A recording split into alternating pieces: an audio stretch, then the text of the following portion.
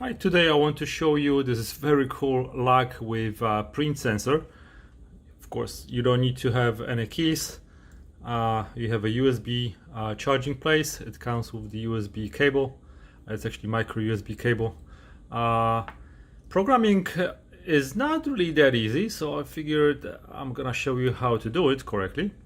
So you put your finger on a sensor for about 5 seconds. Otherwise, see, you're gonna get a green light and it's going to unlock on any finger that you scan. So that's not how you want it. So first you need to program it to recognize up to 2 different fingers, which are gonna become master fingers and master scanning fingers. So you hold it for 5 seconds until you get a blue light.